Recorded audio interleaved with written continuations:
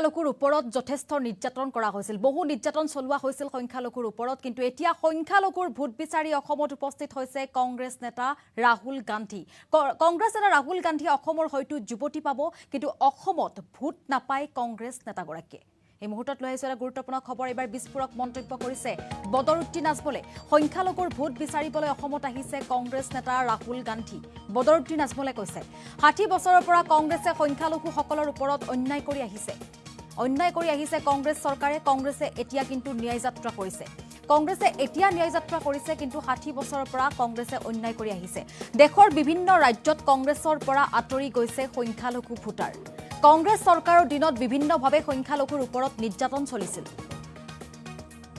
আৰু যাৰ বাবে দায়ী দুই প্ৰাক্তন মুখ্যমন্ত্ৰী হিতেশ্বৰ শইকীয়া আৰু তৰুণ গগৈ মন্তব্য কৰিছে বদৰুদ্দিন আজমলে ৰাহুল গান্ধী অসমৰ সংখ্যালঘুৰ সমস্যা সম্পৰ্কে অৱগত নহয় সংখ্যালঘুৰ যি সমস্যা এই সমস্যা সম্পৰ্কে অৱগত নহয় আৰু থাকিলেও ৰাজ্যৰ কংগ্ৰেছ নেতাসকলে তাক ভুল পথে পৰিচালিত কৰিছে ৰাহুল গান্ধীক দেখিবলৈ ভাল যুৱতীসকলে হয়তো ৰাহুল গান্ধীক চাবলৈ দৌৰি আহিব কিন্তু প্ৰয়োজনত অসমৰ যুৱতীৰ সৈতে হয়তো বিয়াও পাতিব ৰাহুল গান্ধীয়ে বা অসমৰ জুৱাইও হ'ব পাৰে কংগ্ৰেছ নেতাগৰাকী কিন্তু ৰাহুল গান্ধীক অসমৰ ৰাইজে কেতিয়াও ভোট নিদিয়ে বুলি আজিৰ দিনটোত বদৰুদ্দিন আজমলে মন্তব্য কৰা দেখিবলৈ পোৱা গৈছে সংখ্যালঘুৰ প্ৰসংগ উত্থাপন কৰিছে বদৰুদ্দিন আজমলে লগতে ৰাহুল গান্ধীয়ে ভোট নাপায় বুলি কৈছে বদৰুদ্দিন আজমলে মন্তব্য আছে আমি আপোনালোকৰ মাজলৈ সেই মন্তব্য আগবঢ়াইছো বদৰুদ্দিন আজমলে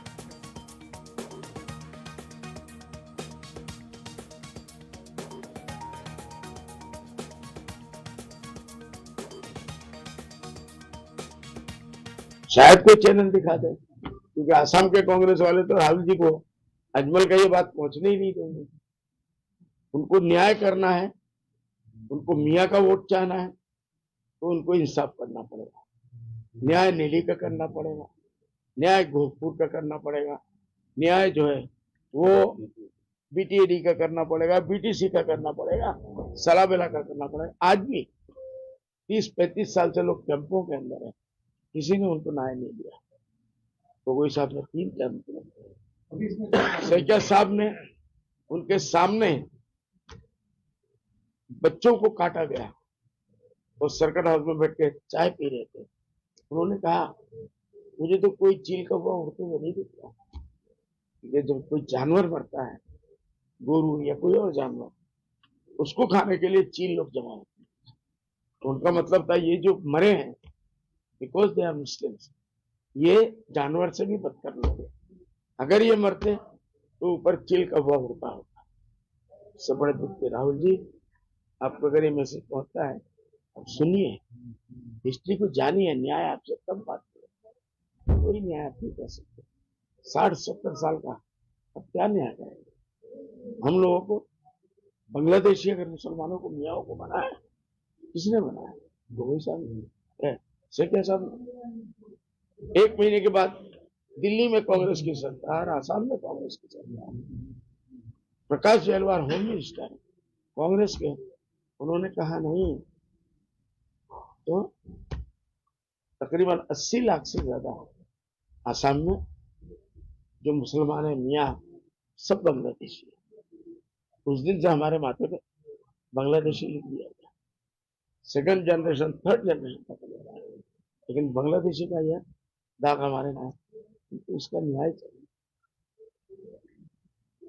राहुल जी आप न्याय की बात करेंगे बहुत बड़ी मुसीबत में फंसेंगे 60 साल असम के मुसलमानों ने आंख बंद करके आपकी पार्टी को बार बार वोट दिया और आपके मिनिस्टर ने कुछ नहीं दिया ऐसा नहीं है कि आपकी पार्टी ने मुसलमानों को वजीर नहीं बनाया मिनिस्टर भी बनाया लेकिन आज मैं उन लोगों से पूछता हूँ ये जो नदी जिसको इरोशन बोलते हैं फ्लड एंड इरोशन आसाम का मसला पता नहीं कब से है हमको नहीं जानते हमारे पैदाइश ये सरकार क्यों बनती है इस एश्योरेंस के ऊपर बनाया गया था शेखिया साहब को भी चीफ मिनिस्टर वो हिसाब को भी chief minister flood and erosion का समस्या समाधान करेंगे लेकिन लाखों लोग बेघर हो गए बॉम्बे दिल्ली मद्रास जाके वो भीख मांग रहे हैं उनके बच्चों की जिंदगी बर्बाद होगी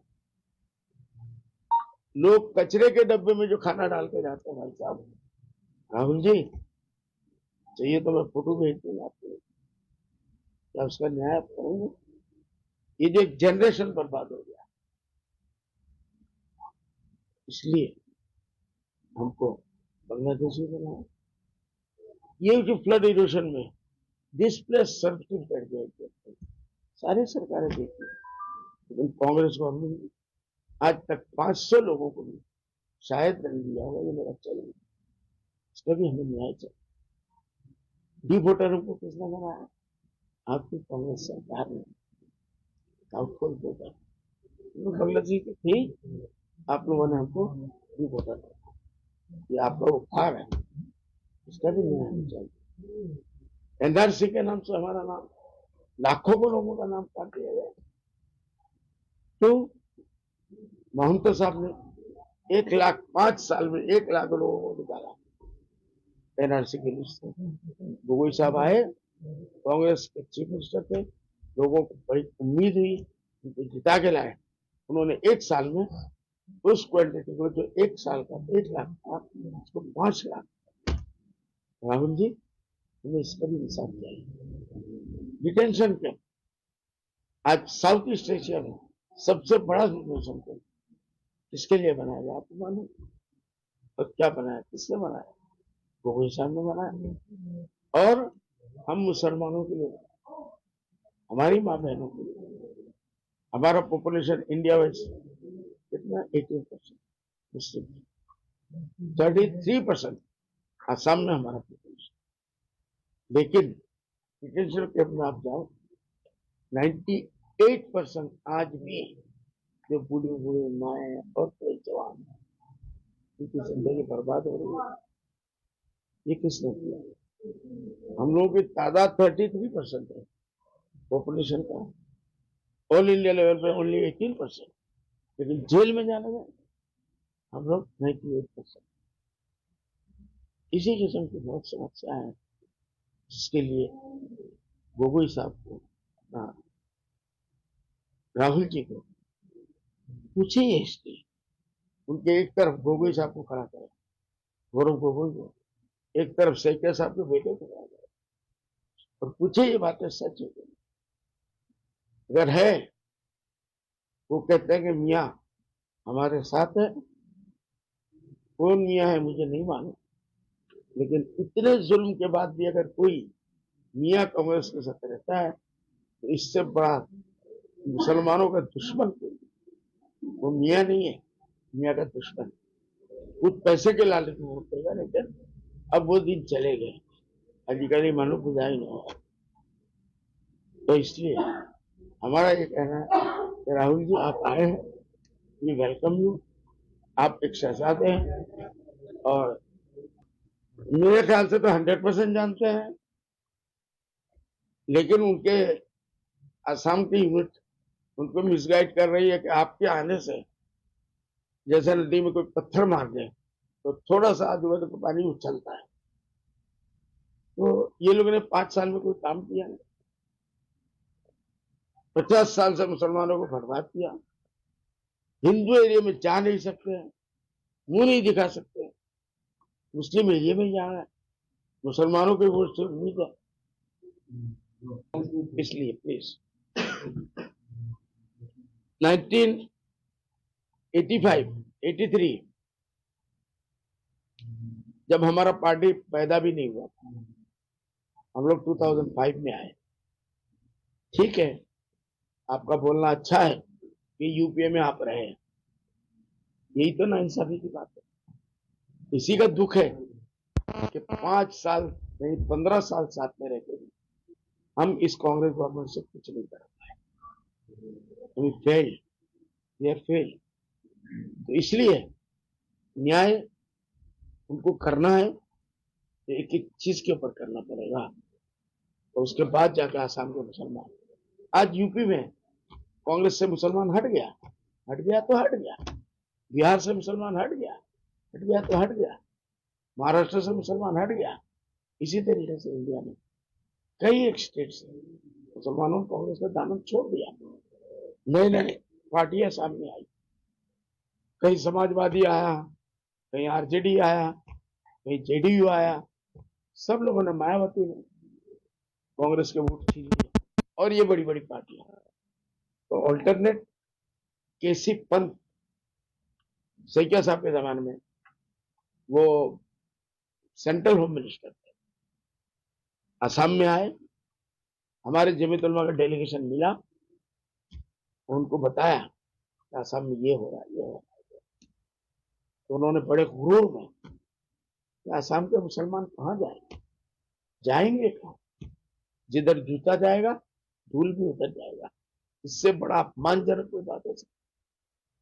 लेकिन उस वक्त हमारे लीडरों के पास ना वो सहमत था, ना उनके पास पॉलिटिकल कोई वो था, चढ़क दुख से रोके रह गए। लेकिन अब के जमाने में जो बच्चे हैं तो हम लोग अजय